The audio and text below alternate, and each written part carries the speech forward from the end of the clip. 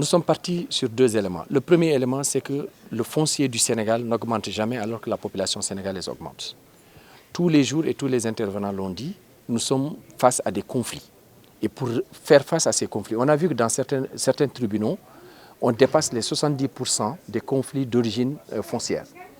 La question aujourd'hui, c'est comment mettre des mécanismes qui soient des mécanismes inclusifs. Et quand on parle de directives volontaires, c'est des principes de bonne gouvernance foncière.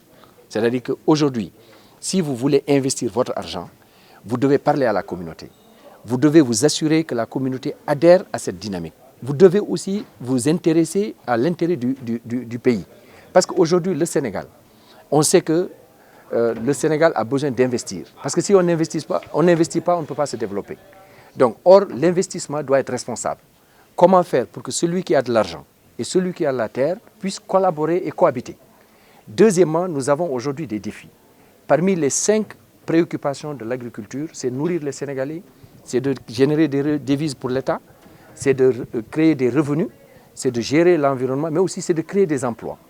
On sait qu'il n'y a aucun pays au monde qui a résolu le problème d'emploi des jeunes.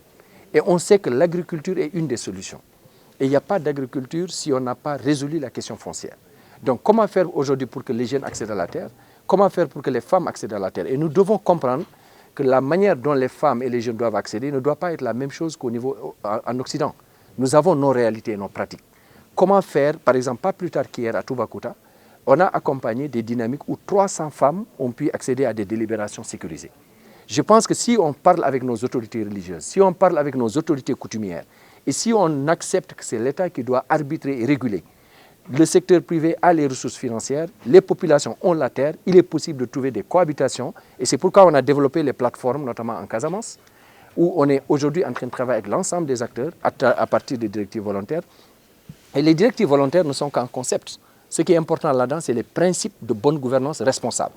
C'est-à-dire que vous ne pouvez pas prendre les terres des populations sans que les populations soient au courant. Nous devons faire de la transparence. Nous devons nous assurer que ce qu'on investit va servir le Sénégal. Parce que le Sénégal ne va jamais accepter de vendre ses terres. Parce que si aujourd'hui on vend la moitié du Sénégal, après le Sénégal même ne va plus, le gouvernement ne va plus pouvoir contrôler les terres. C'est pourquoi il est important aujourd'hui d'encadrer la cession des terres pour qu'on puisse d'abord sur la durée et sur la superficie. Il n'est pas possible aujourd'hui, quand on a vu à l'époque, nous à Ndoga Babacar, on avait fait des études et on a vu que près de 50 000 hectares étaient concernés. À Fana, il y avait 26 000. 20 000, ensuite, c'est parti à... Donc, toutes ces questions, aujourd'hui, le gouvernement est conscient de cela.